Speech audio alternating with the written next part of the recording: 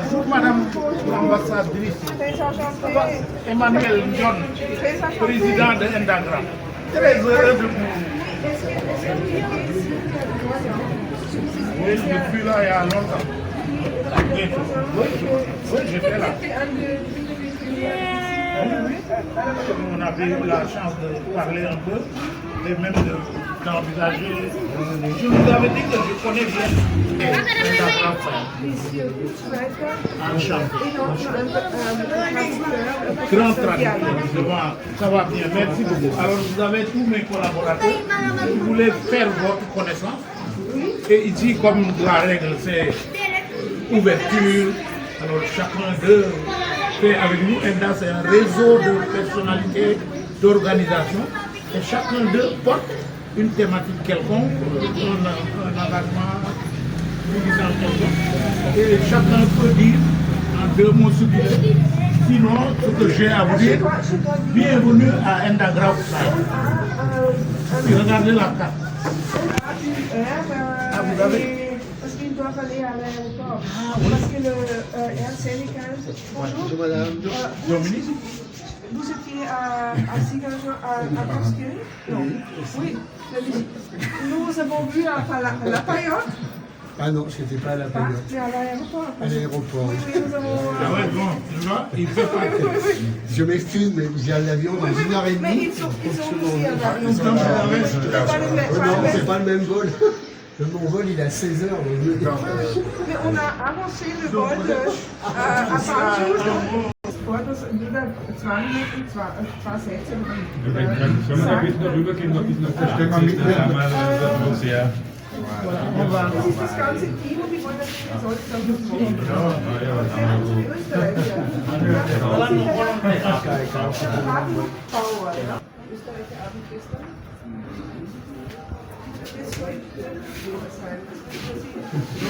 Je vous ai offert de parler. Je vais vous Bon, voilà, et puis si vous avez un peu de temps, pour vous permettre d'avoir une idée de cela là. Voilà.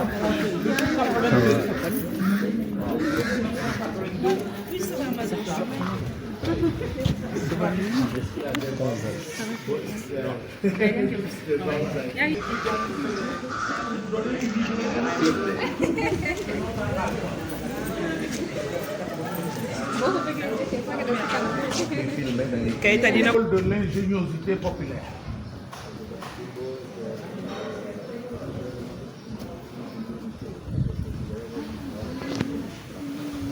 Et donc ça veut dire ici, la vision de l'Endagram est représentée par une famille. Donc la famille, c'est un laboratoire de changement aussi. Et aussi la commune de Grand Yoff. Ce sont nos principaux laboratoires pour accompagner le changement. Et puis donc, vous avez par exemple le chef de famille, mais le chef de famille veille à l'articulation avec les échelles. Vous avez l'emblème du Sénégal, le baobab c'est l'emblème du Sénégal. Et puis vous avez aussi les continents qui se touchent pour être dans le sens intermonde, interrelation.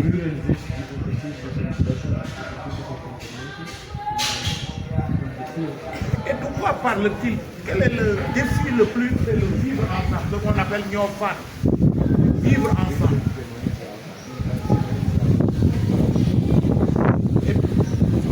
Et le premier laboratoire, c'est nous-mêmes comme organisation. Qu'on apprenne à vivre ensemble. On vit ensemble parce qu'on a... Et pour vivre bien ensemble, on se donne une communauté de vision et de manière de faire qui tourne autour du changement social. Voilà. Voilà, ça, on va monter. Venez. Madame, on dit Madame l'ambassadrice. Donc, on monte. Madame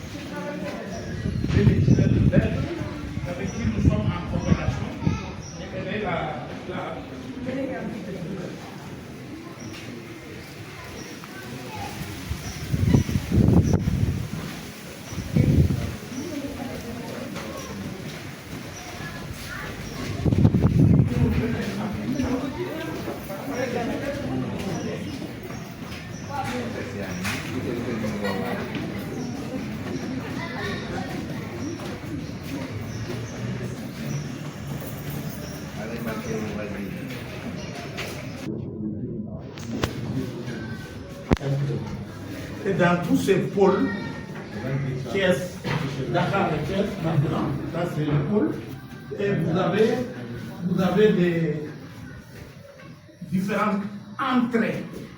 On entre par quelque chose qui peu à peu s'étend sur la totalité du pôle et donc s'organise autour d'une vision sur un défi du pôle. Voilà. Donc,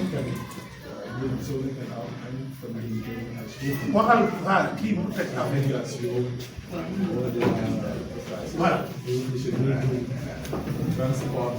Donc, il n'y a pas mieux pour savoir ce qu'on fait que de faire la connaissance des gens qui sont là et qui portent chacune thématique ou une autre. Donc, si vous voulez, vous êtes d'accord?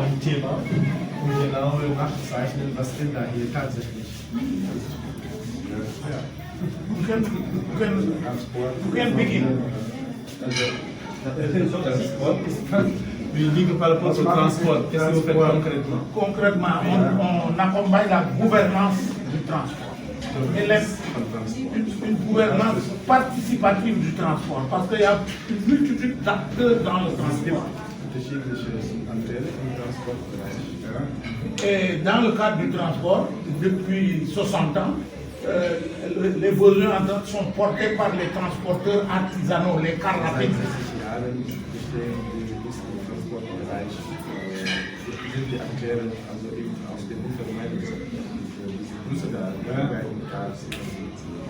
Oui, et donc la gouvernance par rapport, tu vois par exemple les coxeurs, tu les connais, les coxeurs qui raballent la clientèle, etc. Donc ils ont créé de nouveaux métiers qui ne sont pas reconnus dans les politiques du transport et nous accompagnons la reconnaissance par l'État des initiatives communautaires.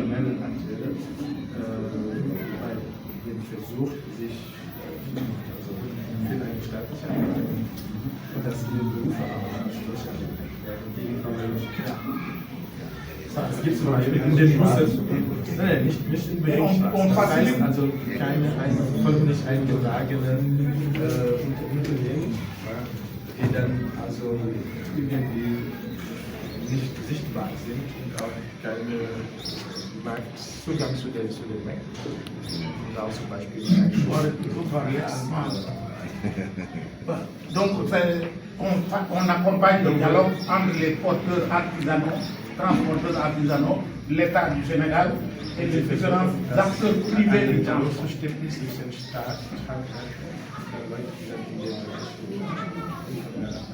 Pour définir ensemble les politiques publiques sur le transport. Voilà. Est-ce que je vous donne la... Vous pouvez commencer.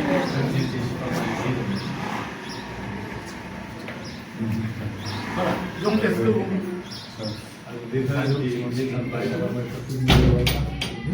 Chacun va dire.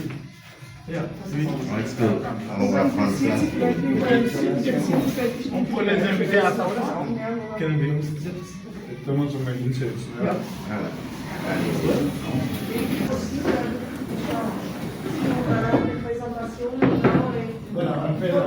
Pour amener aussi la possibilité d'échanger, de demander, pas seulement de présentation, mais oui, parce que les gens la vie a avancé, tout ça, on a moins de temps, donc on a moins d'une heure maintenant. Peut-être vous pouvez présenter, c'est intéressant à nos compétités, de présenter deux projets qui sont le plus importants.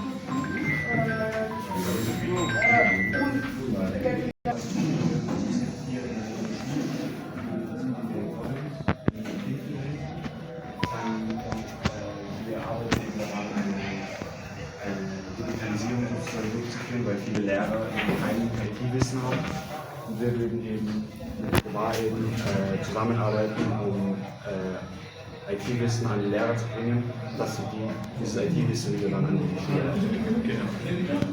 Haben die eine funktionierende Infrastruktur? Gibt es das überhaupt? Ich habe viele Schulen gesehen, da gibt es nicht einmal einen PC. Ja, also es gibt einen Computerraum, es gibt auch Libro und so. Es sind nicht jetzt ganz so viele Computer, wie man in österreichischen Schulen gewöhnt ist natürlich, aber es gibt auf jeden Fall die. Also es sind sicher so 15 Computer, 15 PCs in einem Raum. Er wird halt nicht so oft genutzt, weil eben die Lehrer nicht so viel Ausbildung haben, um das wirklich zu nutzen. Alors, Condé. Nous avons un volet numérique de digitalisation et nous avons aussi créé une start-up qui s'appelle Créative et qui reçoit un tout petit peu tout ce qu'on a comme volontaire. Et c'est à partir de là, on a une grande ambition pour le numérique et la digitalisation que nous versons aussi dans la formation professionnelle. Que nous versons dans la formation professionnelle, toute filière. Et en ce sens, nous utilisons les compétences des jeunes et nous les familiarisons aussi avec le milieu dans lequel ils vont travailler. Là, ils vont parfaire leur français. Ils vont parler un peu le Wolof aussi, c'est pour mieux contacter les gens et pour mieux échanger. Et en ce sens, nous sommes ensemble pour faire de grandes choses. Merci. Soyez bonjour. Moi, c'est Abdoulaye Gaye. Je suis membre du conseil d'administration de la radio Afia. Pour l'autre casquette, je suis là en tant que membre du comité de développement local.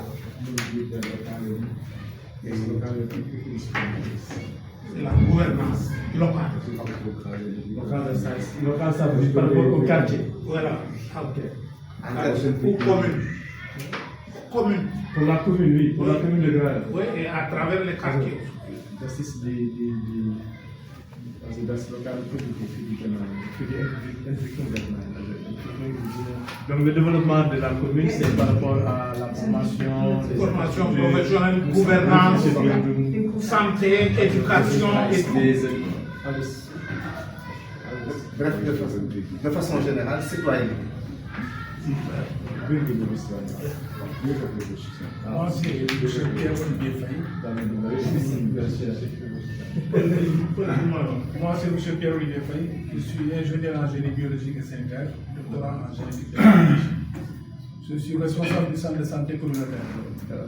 Parce qu'ici, il y a beaucoup de besoins en santé à Cairo. Mais en même temps, il y a aussi beaucoup de précarité au niveau de la jeunesse. C'est-à-dire, si on parle de précarité, on parle d'alcool, de drogue et de sexe. Et donc, nous, on veut mettre en place le centre de santé. Mais à côté, un centre de conseil ado pour les jeunes. Et où on va récupérer ces jeunes qui sont en déperdition, les formater et leur donner une chance de réussir dans la vie. Donc, c'est ça l'objectif. Et aussi, bien s'occuper de la santé au niveau local. Et voilà, on va aller crescendo avec des étapes qui sont définies dans ce document que je vais vous remettre. Vous allez comprendre et essayer de nous accompagner. Merci. Bonjour à tous. Et merci Monsieur le Président pour ma présence ici aujourd'hui. Moi, je suis Madame Diop, mes parents. Je suis la coordinatrice des organisations de femmes du département de Dakar. Quand on dit département de Dakar, c'est 19 communes, ce qui implique que nous avons 19 bureaux communaux ici, dans le département. Et en fait, notre objectif, c'était l'autonomisation de la femme, aider les femmes à devenir autonomes financièrement et aussi économiquement, je peux dire, et en matière aussi de formation. Chercher des formations pour les femmes, surtout aussi dans l'innovation, essayer de changer ce qui était là, et un peu la routine. Donc nous les cherchons, nous les aidons, nous les appuyons pour les formations innovantes et aussi pour leur formalisation. Parce que par exemple, pour avoir accès à certains supermarchés, il faut avoir certains papiers, et à l'époque c'était un peu quand même dur pour les femmes parce qu'elles n'avaient pas. Donc c'était vraiment un package que nous avons mis en place pour les femmes. Bonjour à tous, moi c'est Aïssé Diallo. Je suis technicienne agroalimentaire. Je suis plus spécialisée dans l'accompagnement des femmes qui font la transformation agroalimentaire, tout ce qui est formation technique, aide à appui à la normalisation pour être conforme avec les normes, appui à l'obtention de FRA et tout ça. formation Et professionnelle. aussi à la formation professionnelle des femmes. Merci à vous. Merci, moi c'est Babacar Diouf, économiste. Et ça fait plus de 20 ans. Nous travaillons à ENDA pour la promotion de la démocratie populaire à travers les radios communautaires. Aujourd'hui qu'il y a un nouveau cadre juridique, nous essayons de renforcer les capacités des acteurs des radios communautaires pour être sûr de pouvoir disposer de contenu, mais aussi de faire en sorte que les nouveaux métiers qui apparaissent dans notre droit qui encadre la radio puissent avoir une certification de qualification des agents de presse. Merci. Bonjour, donc moi je m'appelle Mahmoud Bissé. Je représente Endagraph, c'est dans le conseil d'administration de la radio AFIA. En même temps aussi je suis acteur populaire, donc je travaille également dans les quartiers, donc dans les comités de développement local. Je suis également le responsable du suivi d'évaluation d'Endagraph, notamment dans le projet FIT, qui s'active dans le domaine de la formation professionnelle.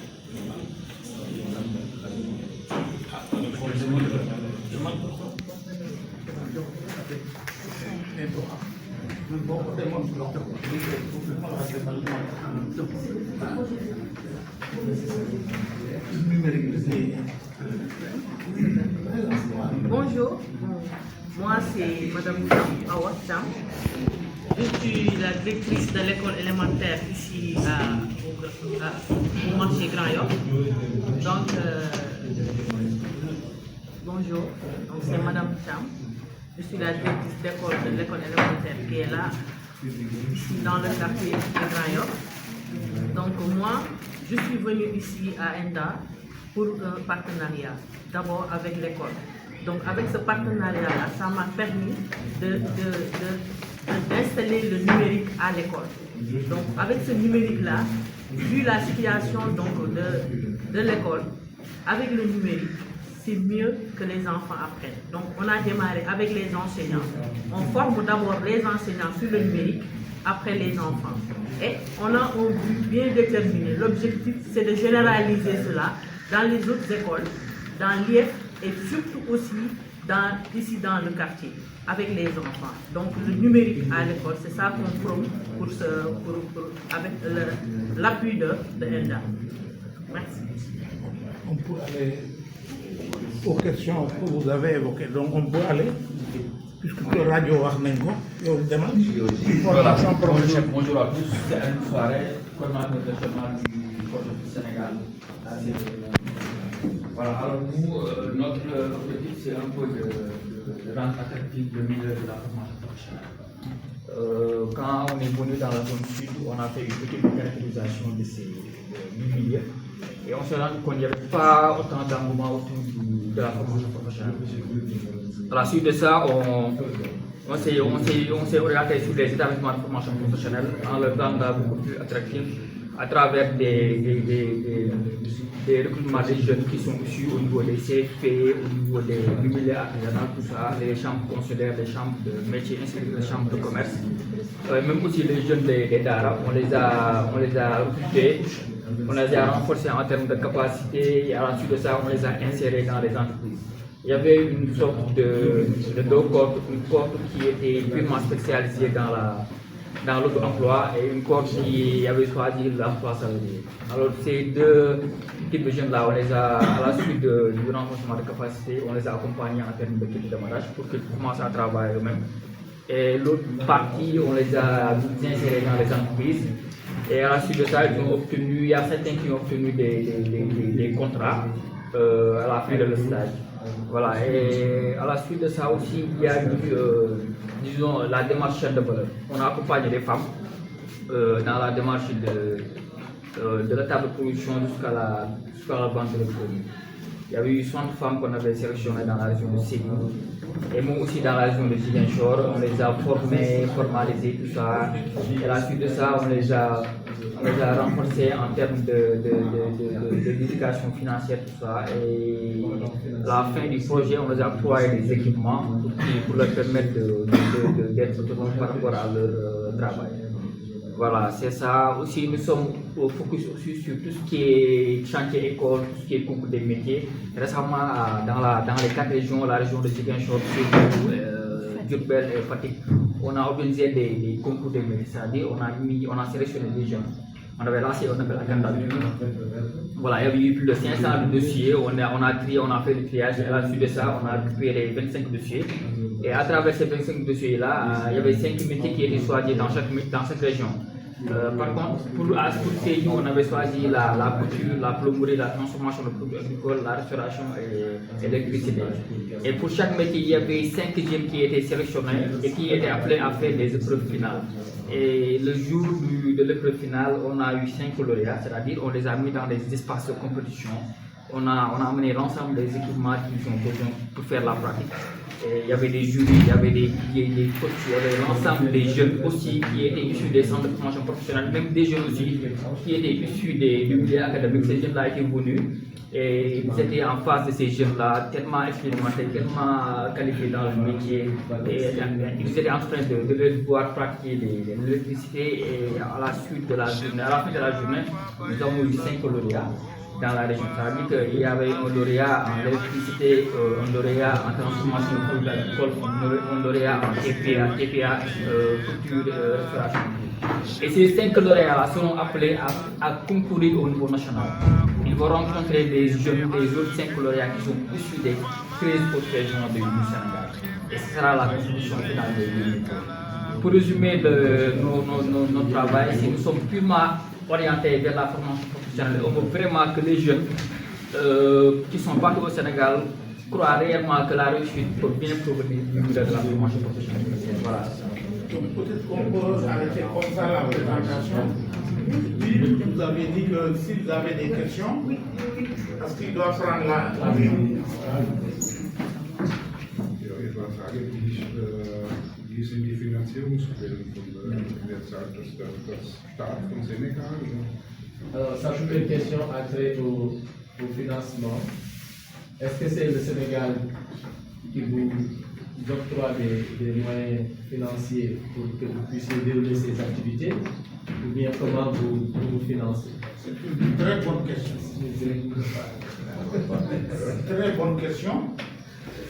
Depuis 1982, c'est l'Autriche qui a financé une partie, le premier partie du bâtiment. En 1982. En gros, on est parti avec la coopération. Les coopérations. Que ce soit les associations ou les coopérations européennes, l'Union européenne, la France, l'Autriche, Luxembourg, etc., Mais peu à peu, tout ça, ça diminue.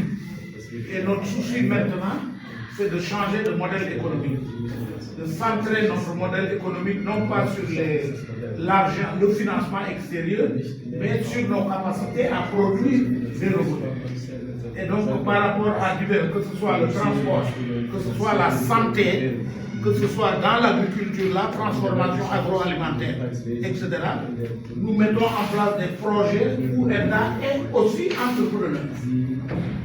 Et voilà ce qui peut faciliter un meilleur dialogue entre l'entrepreneur que nous serions, et nous sommes doublement animateurs, si nous transformons, comme par exemple, dans le cadre de ce que Pierre-Olivier a présenté tout à l'heure, ici nous allons remplacer ça pour faire un centre de santé communautaire, où on va faire l'ophtalmo, qu'on a commencé, que vous n'avez pas, parce qu'avec le temps, vous n'avez pas pu voir, mais on va faire médecine générale, travailler en amont des maladies, d'abord pour permettre à la communauté d'accéder au système de santé. De la même façon, on va faire des projets dans le domaine de l'école. Parce qu'ici, il y a l'école publique, l'école privée communautaire, l'école coranique et l'école professionnelle, les ateliers artisanaux de formation professionnelle. Et chacun travaille isolément. Nous avons un projet d'harmonisation. Et ici même, au-dessus, on va créer une école où les gens pourraient être formés avec la capacité qu'ils ont de renforcer leur connaissance du Coran, par exemple, mais de sortir avec un emploi, avec un métier. Donc c'est ça qui, mais pendant longtemps, on fonctionne essentiellement. L'État du Sénégal intervient dans la mesure où, quand on a ce qu'on appelle, comment on appelle ça, l'agrément, quand on a un agrément, c'est-à-dire qu'on est une association, une ONG, parce qu'on a un agrément. Ça veut dire que l'État reconnaît que ce qu'on fait entre dans le cadre de ces projets.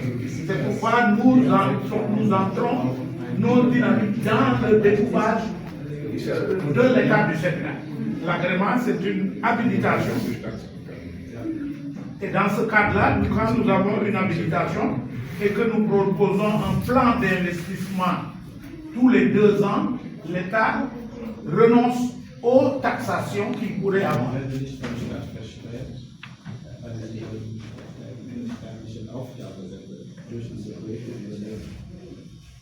Mais nous avons aussi indirectement l'État du Sénégal parce que vous avez le 3 FPT. Vous connaissez le 3 FPT.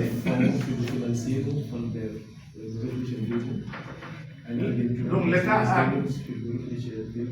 pour le financement des formations professionnelles.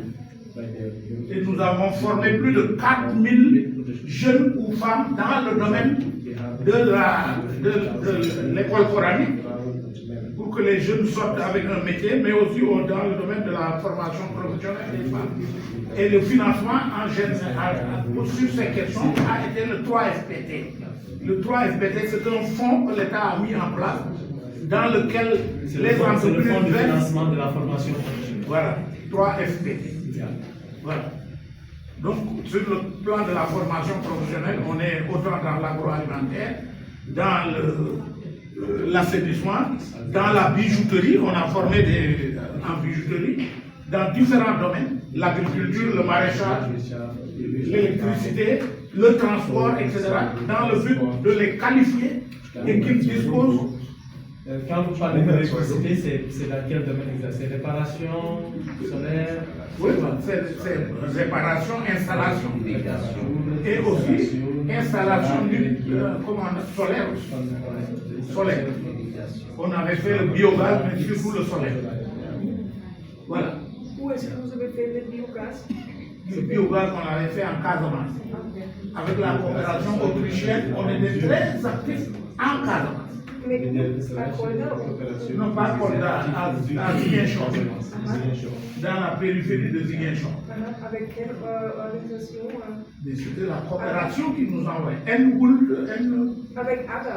Oui, avec Wolfgang Achleitner ou Hans Geislofer. Oui, oui, c'était Hans Geislofer. Wolfgang Achleitner. Et dans le domaine, il y a Gockner, le docteur Gockner, dans le domaine de la santé.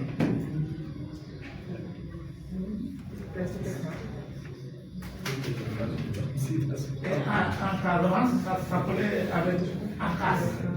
Même, bon, maintenant c'est toujours fini. Même à Sédou, on est en train de travailler avec le PNB.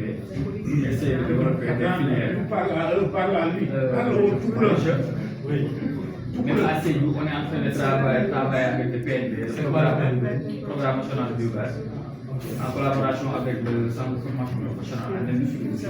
Ça, c'est de voir comment élaborer des maquettes pour une formation en biogaz. Donc, si vous avez d'autres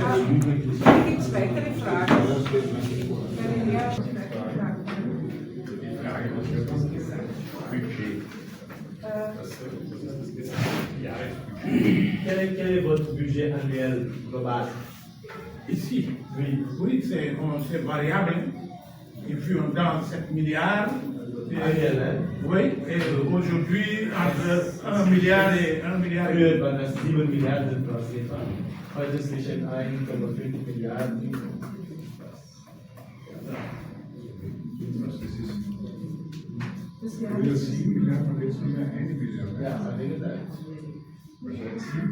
Donc le budget s'est considérablement réduit.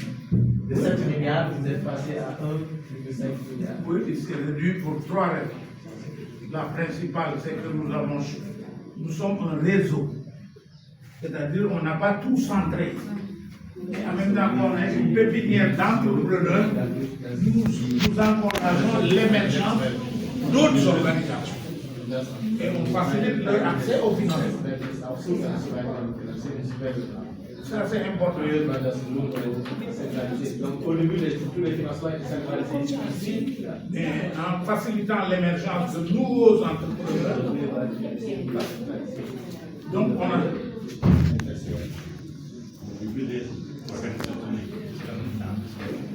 Il y a combien d'organisations qui sont parties prenantes de ces réseaux au niveau national? Au niveau national, je ne peux pas vous dire.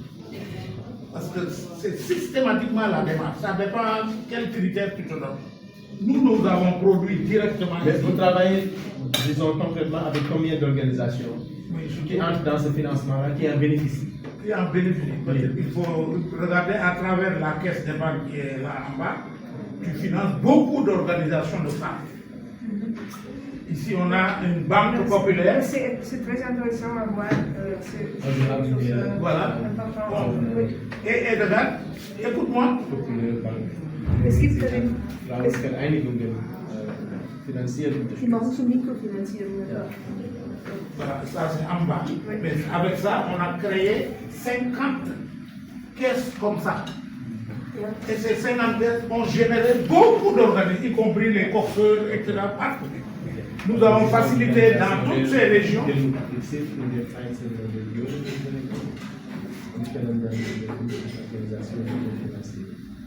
Die arbeiten dann lokal mit den staatlichen Behörden zusammen oder ist das dann alles mit der Zentralbehörde? Alors, par rapport à votre administration du travail, est-ce que vous travaillez en rapport avec les autorités locales ou bien vous dépendez uniquement de votre propre autorité? Nous, Endagraph Sahel, travaille étroitement avec le gouvernement du Sénégal. Il est reconnu par le ministère de l'Intérieur avec un agrément et un plan d'investissement. Et notre obligation, c'est de travailler aussi avec les autorités communales. C'est pourquoi je vous dis, le premier laboratoire, c'est la commune de Grand Yoff. C'est la commune de Grand Yoff. Et donc ce qu'on fait, ce qui est essentiel, c'est que nous partons des initiatives populaires. La société, la population est capable de beaucoup d'initiatives.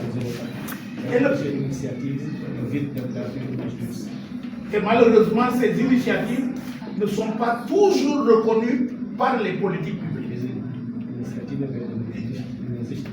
Voilà. Et nous travaillons à faciliter le dialogue de politique plus conviviale.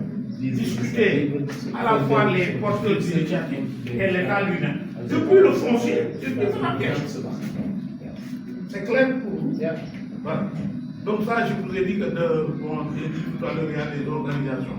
Mais nous, on a systématiquement comme objectif principal d'ouvrir la possibilité à des acteurs locaux d'être partie prenante des politiques communales. C'est pourquoi nous installons systématiquement des comités de développement local.